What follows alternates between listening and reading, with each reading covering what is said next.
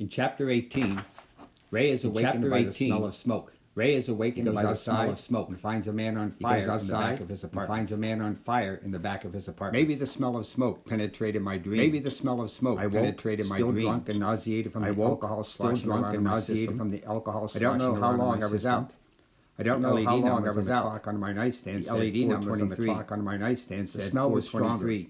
I knew it didn't come from having an olfactory sense. I knew it didn't come from having an olfactory sense. Getting out of bed of my underwear.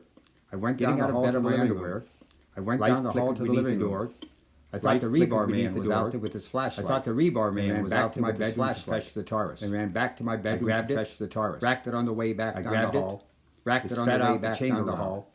It spat out the chamber round. A scream like no one of those from my dreams seemed to come from the floor below. But I knew my alarm system had been tripped. But I knew my alarm system would have been tripped. The gun in my hands, none too steady, thanks to the gun in my hands, none too steady, thanks to the alcohol. All the windows of my loft faced Bridge Street. All the windows of my loft had no fear of being shot. So I had no fear of being shot.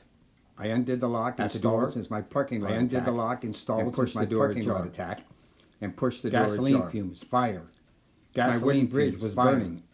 My wooden bridge was leading to my door. Mostly the portion leading to my door, which was blackened with soot. The screams came from below my gangway bridge. The screams came from below my gangway bridge. Some neighborhood cretin. My first thought was that some neighborhood cretin devil night was over. Until the annual sociopathic punk threw gas on a stray dog or cat. And lit gas on a stray dog or cat.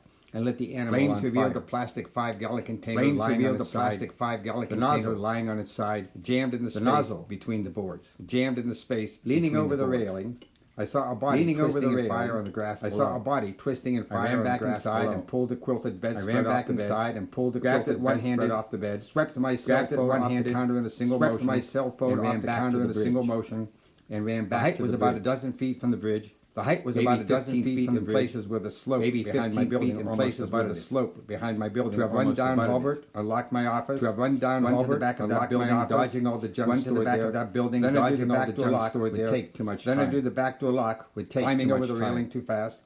I scored my hamstring with wood splinters. I scored my hamstring clutching my splinters. Made a leap to the side of that writhing figure. Made a leap to the side of that writhing figure. Second fall. I made an ankle-breaking leap in the dark. I made an ankle-breaking leap in the dark. Whoa, I told myself.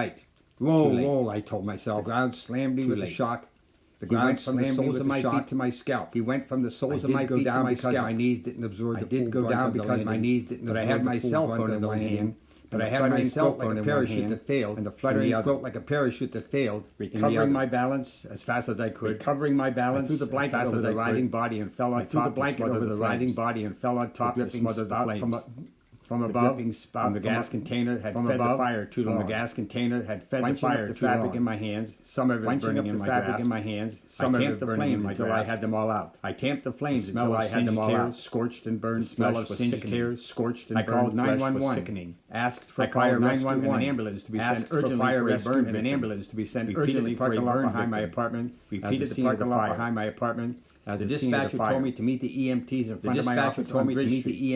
And I bellowed at her twice to send them to the parking lot behind my office. God damn it, Halbert, not Bridge. God damn it, Halbert, not Bridge.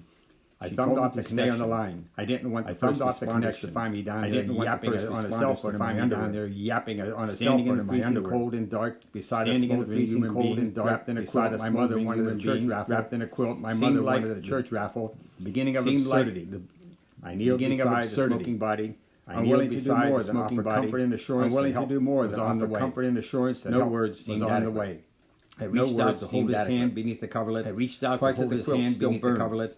Parts of the quilt still burned. Suck up by the cold that drafted like columns of fire. By the cold that drafted like columns of fire. The sirens coming down broke the silence of the night. The sirens coming down broke the silence of the night. Some vicious miscreant of an adolescent from the neighborhood who burned live dogs and cats from the neighborhood who burned live dogs and cats. I couldn't see the body's outline.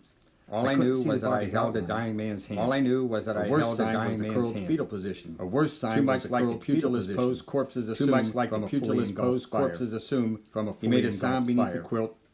He made a sound beneath the quilt, breaths, drew several raspy breaths, and shivered. I said to him, I hear sirens. They're coming, I said to him. Fire engine didn't turn up, Halbert. The fire engine didn't turn up, Albert. It stopped on Bridge Street. I stood up, hollowing my lungs out for somebody to hear. I stood up, hollowing my lungs out for somebody to hear. Close to the top of Later, I was told that a neighbor close to the top of Hulbert baffled firemen to the parking lot. Directed the baffled firemen to the paramedics once I heard them on the bridge above. Yelling for the paramedics once I heard them on the bridge above. Men talking in loud voices. I heard commotion. Finally, talking in loud voices. Ladder was set over the side, and two men came down to set over the side, and two men came down to give them room. I couldn't see what they did, but I assumed one of them asserted an airway. But I assumed one of them asserted an airway to listen to. The gurgling sound. The bridge fire was put out by a chemical. The bridge fire was put out by a chemical. More men came down and went back up. Lucid. My thoughts clamped down tight against the nightmare of my youth. Clamped down tight against the nightmare of my youth when I was inside a burning tent in a sleeping bag. My memories were never the real ones. But the ones I made up in my head afterward from the hospital. The ones I made up in my head after watching a film in my head. It was like the camera had been placed on a limb of that tree. As if the camera had been placed on a limb of that tree after dropping me into the tent. When the bottle rocket first landed after dropping me into the tent. One of the men came over to me. You called the police? One of the men came over to me. Why the fuck would I do that? You called the police? He turned and went back to the victim. One of the men called up to send down the stretcher. One of the men called up to send the ladder and said I owned the building. They could take him through the building. Step aside, sir, one of the men said to me, and went up the ladder. Step aside, sir, one of the men said to me. I followed him up and heard the mask. The commander to call the police. I followed him up and heard the mask. Maybe taking advice from someone shivering in his underwear. Maybe taking advice from someone shivering in his underwear. Without waiting for permission, I walked back across the smoking black and bridge. Hey, don't walk over there. It isn't safe. Hey, don't walk over there. It isn't safe. Inside, I dressed fast with pants and a t-shirt. Inside, I dressed fast with pants and walked over the bridge. Picked up my keys. I told you to stay off that goddamn bridge. I told you to stay off that goddamn bridge. Pull up in the back door. I live here, I said. You don't have to rig up a stretcher. You don't have to rig up a stretcher.